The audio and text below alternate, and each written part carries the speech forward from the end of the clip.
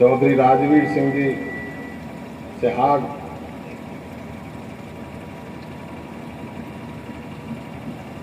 राजीव जी सिहाग, राजेंद्र जी,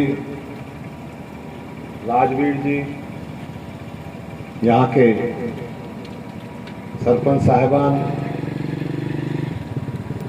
chairman साहब और इस जमीन के भामाशाह देवीलाल जी के परिवार के मास्टर उदय सिंह जी, उनके बच्चे, बिटिया कहाँ गई, बिटिया हमारी, नौजवान भाई, सभी साथी, आज खुशी का भी विषय है और गर्व का भी मौका है कि आपके ढाबा बड़े गांव में महाराजा सूरजमल जी की प्रतिमा का अनावरण हम सब ने मिलकर किया। आज दो बात है,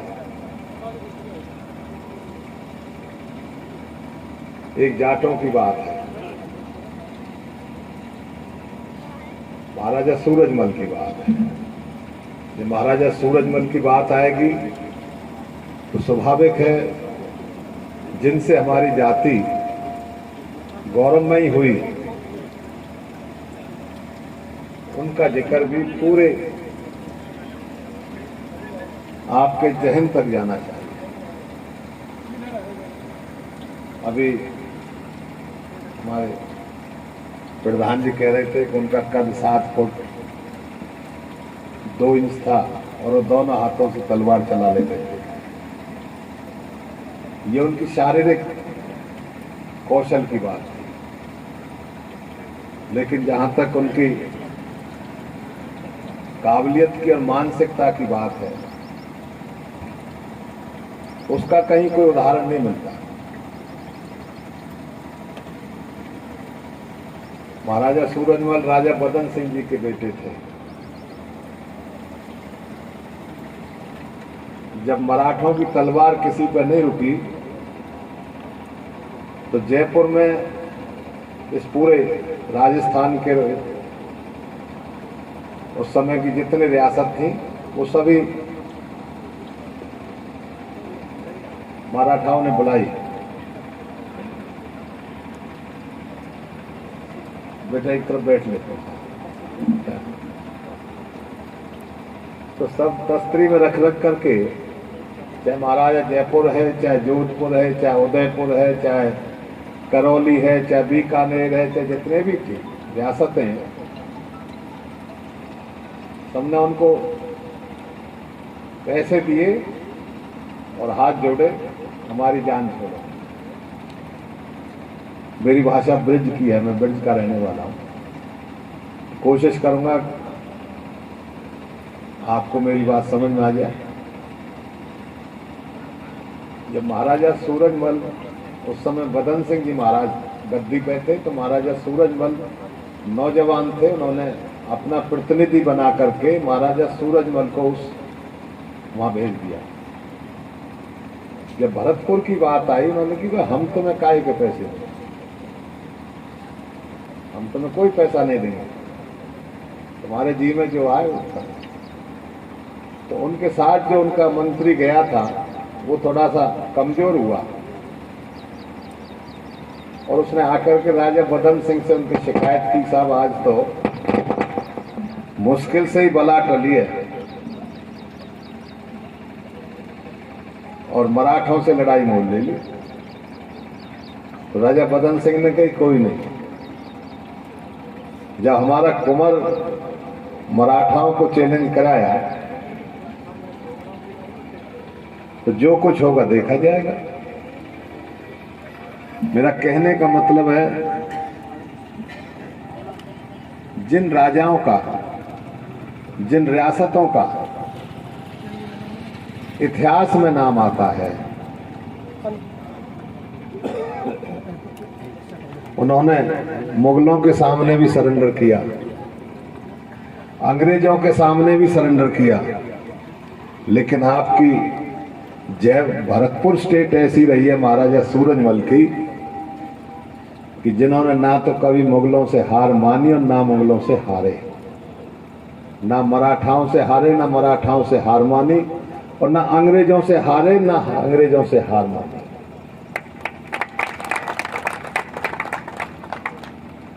जब अंग्रेजों पे भरतपुर का किला नहीं टूटा, अगर आप कभी भरतपुर गए हो, अब तो उसके अवशेष रह गए, तो ग्वालियर में संधि हुई अंग्रेजों के साथ, और महारानी किशोरी उस समय 3 साल के बच्चे थे जो गद्दी पर बैठे थे, जसवंत सिंह। उन्होंने अंग्रेजों से कहा कि आप बहुत बड़ी ताकत हैं हिंदुस्तानी दुनिया में, और आज आपको 7-10 दिन हो गए, हमारे पशु परेशान हैं, हमारे लोग परेशान हैं, लेकिन आप ना जीते हैं ना जीत पाओगे। लेकिन आप ये पता है कि आप किससे लड़ रहे हो? आप इस 3 साल के बच्चे से लड़ रहे हो। उसके बाद अंग्रेजों ने भी भरतपुर की जितनी भी अधिकार थे सारे भरतपुर के पास रहने दिए, और अंग्रेज चले गए देश में से, लेकिन उनके अधिकार नहीं गए। ये महाराजा सूरजमल का और भरतपुर का इतिहास है।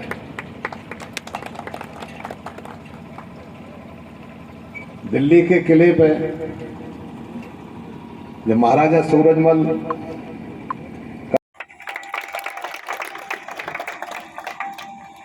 जब अंग्रेजों पे भरतपुर का किला नहीं टूटा,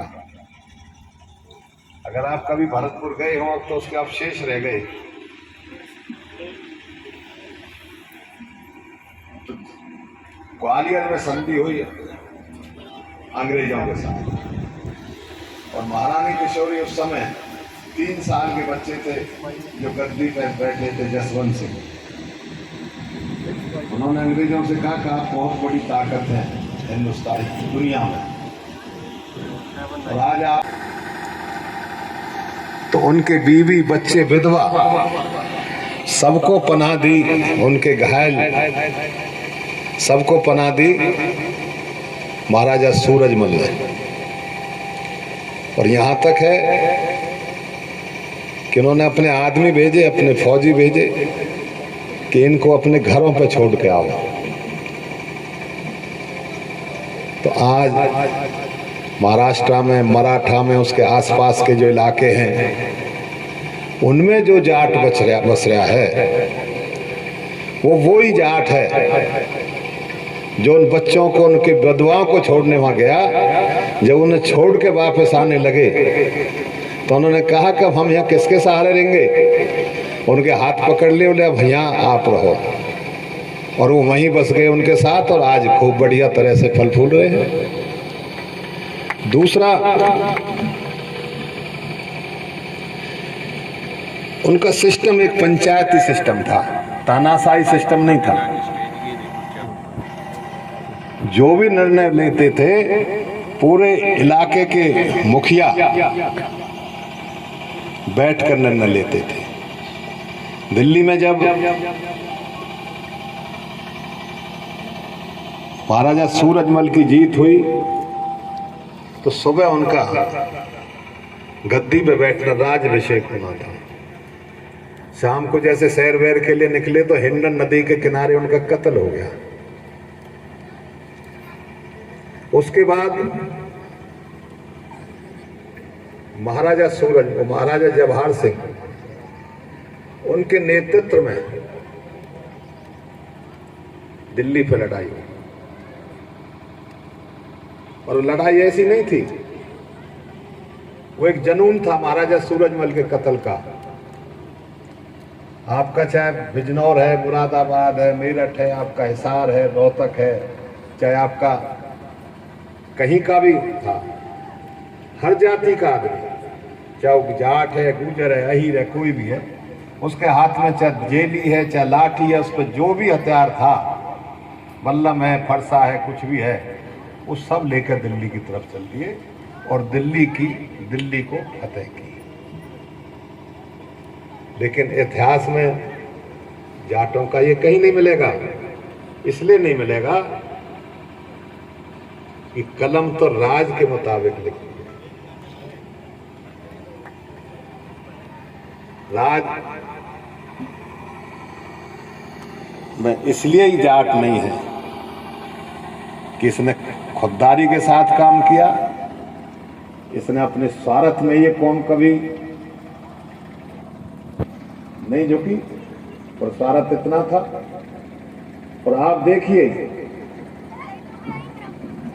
राजस्थान में छोटे बड़े बहुत रियासत और ठिकाने हैं, उनके पास भी बहुत अनाप शनाप पैसा है, लेकिन भरतपुर रियासत के पास कभी पैसा नहीं रहा। इसलिए ही नहीं रहा कि लड़ते ही रहे, लेकिन ना हारे ना हार।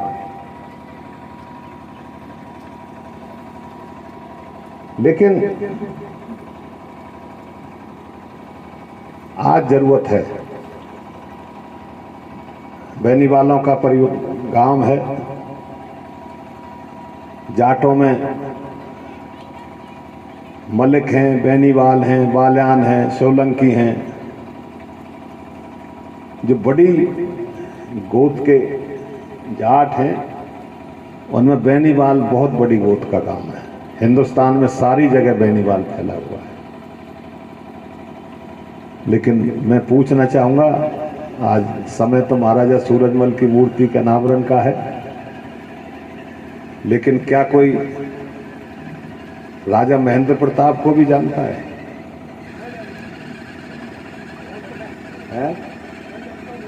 एक ही आदमी जानते हैं, कोई नहीं जानता। जाटों में ऐसी ऐसी हस्ती हुई हैं, महाराजा सूरजमल के अलावा भी। राजा महेंद्र प्रताप मुड़सान के राजा थे, बहुत विद्वान थे, अंग्रेजों से लड़ते रहे और ज्यादा व्याख्यान की जरूरत नहीं, उन्होंने आजाद हिंद पार्टी बनाई और पूरी एशिया ने हिंदुस्तान का राष्ट्रपति राजा महेंद्र प्रताप को मान्यता दे दी थी। उसके बाद अंग्रेजों ने उन्हें बर्मा की जेल में घेर दिया। आजाद हिंद फौज, जिसके सेनापति पहले मुखर्जी थे, बाद में नेताजी सुभाष चंद्र बोस हुए, वो आजाद हिंद भारत की फौज थी राजा महेंद्र प्रताप की। और इतना ही नहीं, राजा महेंद्र प्रताप ने राजनीति की दिशा बदली उस समय दुनिया की, कि एक देश की राजनीति से काम नहीं चलेगा, पूरी दुनिया की राजनीति एक हो। और उन्होंने उस समय वर्ल्ड एसोसिएशन बनाई, जिस आज जो आपका संयुक्त राष्ट्र संघ है, वो उसी वर्ल्ड एसोसिएशन के पैटर्न पर है। और जिस दिन राजा महेंद्र प्रताप पार्लियामेंट में मथुरा से आजाद लोकसभा का इलेक्शन जीत करके पार्लियामेंट में गए, तो उन्होंने प्रधानमंत्री नेहरू जी को खाली नेहरू जी कहा, प्रधानमंत्री नहीं कहा। नेहरू जी ने कहा कि राजा साहब अब देश आजाद है। बोले तुम ही गुलाम थे, मैं तो कभी गुलाम नहीं हुआ, मैं तो हमेशा आजाद रहा हूं। आप समझे, ये उस समय की राजनीति। उसके बाद इस राजनीति में चौधरी चरण सिंह हुए। एक भी किसान और मजदूर जाति ऐसी नहीं थी, एक भी धर्म ऐसा नहीं था जो चौधरी चरण सिंह जी के पीछे नहीं लगा और देश के प्रधानमंत्री बने। आज ये बैठे हैं हमारे सभी जाट समाज के अध्यक्ष हैं जो जाट बरादरी के लिए काम कर रहे हैं। इनसे भी मेरा अनुरोध है, लेकिन कहना आप सभी से है मेरा। आज जितनी हमारी जाट संस्थाएं हैं, जितने हम अपने सामाजिक स्तर पर काम कर रहे हैं, उतना हम बिखरे हुए भी हैं। जिस तरह से आज भक्ति काल की से भी ज्यादा, भक्ति काल कहते हैं उसको जब तुलसीदास जी ने रामायण लिखी, गुरु नानक देव हुए, रविदास हुए, कबीर हुए, लोग भक्ति की तरफ अलग अलग उसमें थे। आज उस भक्ति काल से भी ज्यादा धर्म का प्रचार और प्रसार है, लेकिन जितना धर्म का प्रचार और प्रसार है उससे ज्यादा अधर्म बढ़ रहा है। ये बेईमानी और स्वार्थ और ये सारी चीज अधर्म में आ जाती है। आज कोई किसी का नहीं है, अपने अपने स्वार्थ में। कोई न्याय की कहने वाला नहीं, कोई सच्चाई की कहने वाला नहीं, कोई बेईमान से बेईमान कहने वाला नहीं, कोई ईमानदार की पीठ थपोड़ने वाला नहीं। इसी तरह से आज हम बिखरे हुए हैं।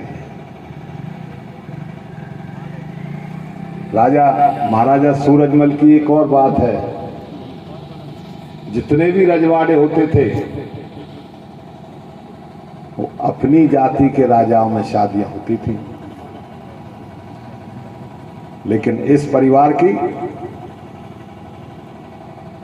हर जाति के महाराज गोवर्धन सिंह कपूरथला में आए थे, उनके वंशज। राजा मान सिंह कोल्हापुर में आए, राजा विजेंद्र सिंह मैसूर में आए। हर जातियों में आज जरूरत है, अगर हम राजा महाराजा सूरजमल को मानते हैं,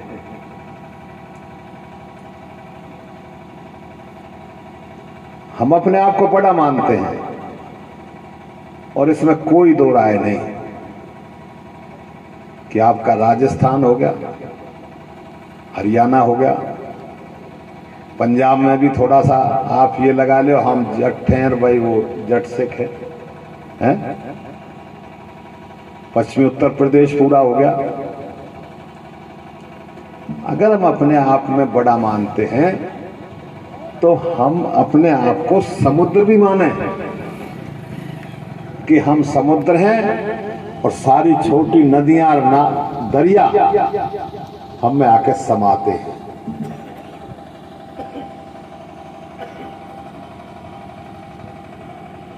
मेरी बात नहीं समझे आप? मैं अब थोड़ा सा भाई,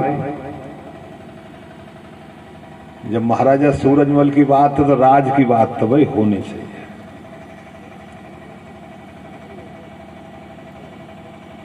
जाट कोई जाति नहीं है, जाट एक चरित्र है, जाट एक चरित्र है, जाट एक संगठन है। अगर संगठन नहीं है, उस संगठन के पास चरित्र नहीं है, उसे जाट कहलाने का भी हक नहीं है। एक समय था जब हर गरीब तबका